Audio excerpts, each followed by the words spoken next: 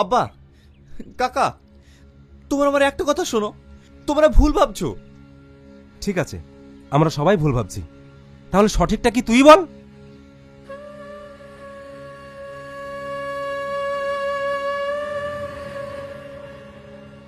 ওর নাম সালমা। আজকে যে ওকে অন্ধ দেখছো, তার জন্য দায়ী আমি। একদিন অফিস যাওয়ার পথে ওর সাথে আমার বাইক অ্যাক্সিডেন্ট হয়, তারপর থেকে ওর দুটো চোখ চলে যায়। ওই এমন একটা মেয়ে যার নিজের মা নেই। ও অন্ধ হওয়ার পর থেকে ওর সৎ ওকে দিনের পর দিন অত্যাচার করত।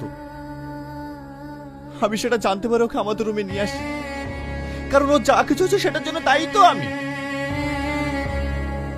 তাই আমার বিতে ওকে আমাদের সঙ্গে নিয়ে আসলাম, যেন ও সবার মাঝখানে থাকলে ওর মনটা ভালো থাকে। তুমি এটা ঠিক করনি।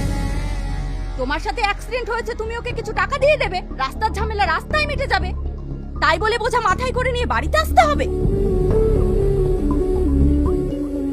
জানো কাকি, আমি মাঝে মধ্যে অবাক হই, তোমার মনে দয় মায়া বলতে কিচ্ছু নেই। তোর কাকি তো ঠিকই বলছে, কদিন বাদ দিয়ে তোর বিয়ে, তার মাঝখানে একটা মেয়েকে নিয়ে তুই বাড়িতে ঢুকেছিস। এসব দেখলে গ্রামের মানুষ কি ভাববে? আমার বোনের মেয়ে ওকে পাগলের মতন ভালোবাসে।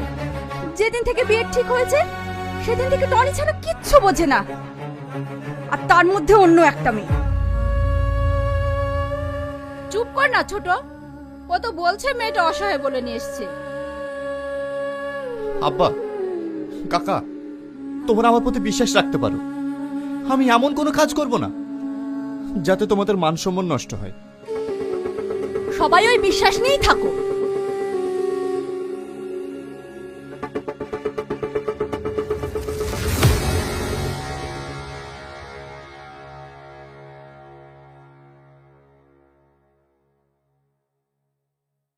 পল্লবী, ওকে ঘরে নিয়ে যা।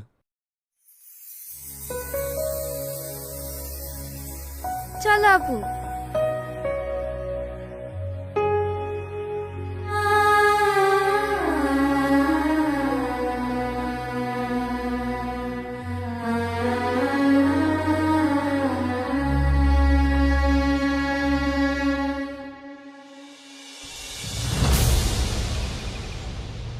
ও একটা মেয়ে নিয়ে চলে আসলো, আর তুমি কিচ্ছু বললে না। এই বিয়ে নিয়ে যদি অশান্তি হয়, আমি কিন্তু কাউকে ছেড়ে কথা বলবো না। আরে চুপ করো না, আমি আসি তো। কি হয়েছে খালা? কোথায় ছিলি তুই? একটু শপিং এ গিয়েছিলাম। ওয়াই করে বেড়া,